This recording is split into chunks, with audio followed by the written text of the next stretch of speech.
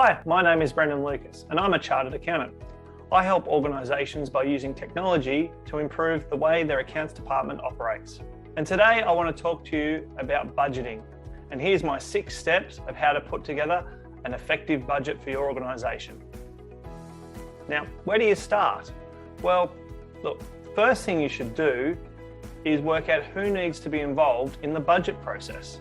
There could be a couple of different roles in the budget process. You've got the owner, the person who's going to own this whole process, the approver, which may often be the board or management, and the contributors, which could be your management team or operational leads of the different programs. Now, once you've worked out who's involved in the process, then step 2 is what do you need? What data do you need to actually pull together this budget?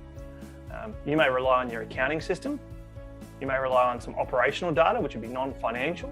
So if you're a transport company, for instance, you might want to know about your trips, your fuel usage and the like. And then you also need to think about what conversations you need to have with people, because sometimes the story is not recorded in that data we've just talked about. So you actually need to talk to people to see what they've got planned, what they want to do, or what they need to do in the coming year. Step 3 is then about preparing. How are we going to put it all together? So you need to think about what tools you're going to use, how much time you're going to need, and what's the end product going to look like. Are you going to give them a book with 30 pages in it? Probably not. Are you going to have some graphs and different things and a story behind it? I hope so. And so when we talk about the tools as well, how are you going to put this budget together? Now, the go-to for most people will be Excel or Google Sheets, and that's perfectly fine. But you may also have a think about using Calculator or Fathom or one of these online sort of app products, which can help to simplify your data entry for your budget and then that pretty presentation at the end. It may also help to link in with your accounting system later when you're trying to do your reporting against actuals, which we'll talk about a little bit later. So once you've worked out how you're going to pull it together, which budget, which template you're going to use from within Excel or which program, then you need to think about, well, what time period are we doing this in? Okay, I'm doing the financial year budget for next year, but am I going to report weekly, fortnightly, monthly, quarterly? And how am I going to do this? Often for most people, that would be the columns in the budget.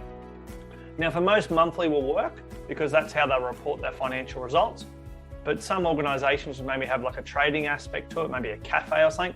Maybe weekly would make more sense, so they can compare one week to the next. When you think about the level of detail you're going to go to in your budget, try to line that up with your accounting system codes.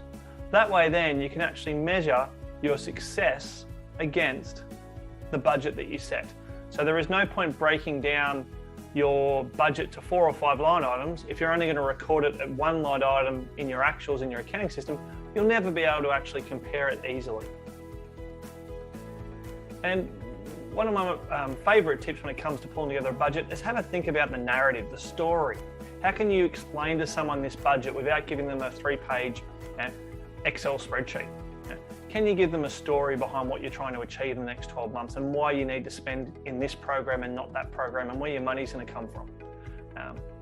And most people in that sort of approval role will get lost if they see a lot of numbers. So they'll need a bit of a story to help them get their head around it, and maybe some visuals, whether that's pictures or graphs to articulate those key numbers. And then people often ask me, well, how do I start my budget? Do I start with my expenses or my revenue? And the answer is it doesn't matter. You could do either. So have a think about what would work best for you, what's sort of your non-negotiable. So for some it might be, right, we've got this staff for the next 12 months, how much can we achieve? Others go, right, we need to raise X amount of money and we know where that's going to come from, so then how are we best going to spend it? So for every organisation it will be different, and from one year to the next it may change as well. Now you've got your plan in place, we're now at the step 4, which is consultation. So you need to get answers to those questions you've got to complete this budget. Who do you need to get buy-in from so that they own this budget? So those sort of program managers, you need to have a conversation with them so they're connected to this budget, not just being given it at the end and say, please make this happen.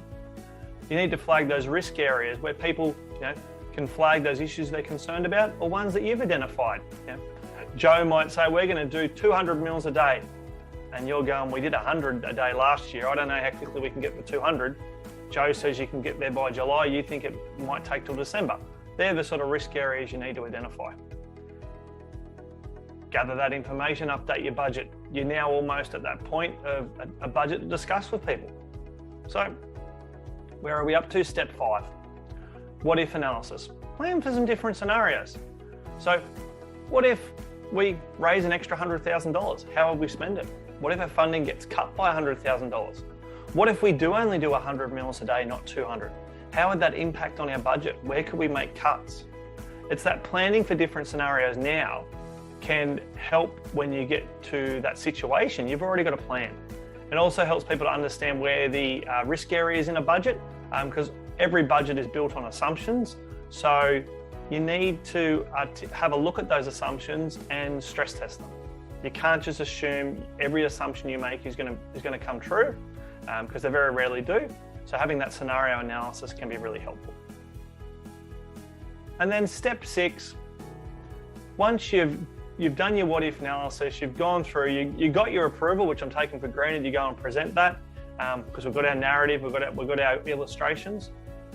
Then it's important to monitor your budget. Monitor those actual results against budget, whether that's monthly, quarterly, weekly, depending on how you've time-scaled your budget. But that's a really important exercise, because a budget is a plan. Plans change, and you can't just rely on your budget to be the story for the rest of the year. You know, as our assumptions will be off track at different times, and the world will change, as we've seen in the past. So therefore, if you measure against your budget, you then can help shape the future, whether that's for the rest of the year or a longer term, as to where you're going to land and what levers you need to pull to get back into balance or to achieve those goals you set out to at the start. And if you do measure your results against budget, what you'll find is you'll have a much better crack at doing next year's budget, because you've learned from the process. See where you've got it wrong, where you didn't think of this, didn't think of that. You can then, you'll find year 2 will be much easier, and year on year, you'll just get better at it. And the key thing is to measure your actual results against budget. As you do that throughout the year, you'll learn where you've made some mistakes or been fed the wrong information, and that will help you for doing next year's budget. Now, I hope this has been helpful, so click the link below to stay in touch, and if you can, subscribe, like, or share.